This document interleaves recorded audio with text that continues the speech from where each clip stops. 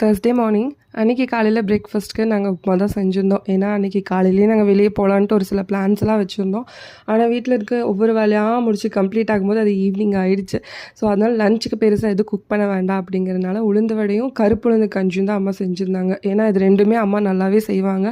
எனக்கு பெருசாக உளுந்து வடையெல்லாம் குக் பண்ண தெரியாது, அந்த பக்குவம்லாம் வராது. ஸோ அம்மா இருக்கும்போது தான் ஒரு சில டிஷ்ஷஸ் எல்லாம் நான் செஞ்சு தர சொல்லி சாப்பிட்டுக்குவேன்.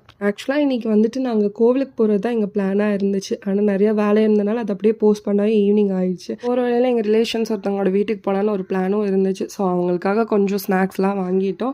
அண்ட் தென் அவங்க வீட்டுக்கு போய் ரீச் ஆனோடனே அவங்களையும் நாங்கள் கோவிலுக்கு கூட்டிகிட்டு போயிட்டோம். நாங்கள் எல்லாருமே கிளம்பி பொள்ளாச்சி மாசாணியம்மன் கோயிலுக்கு தான் போயிருந்தோம்.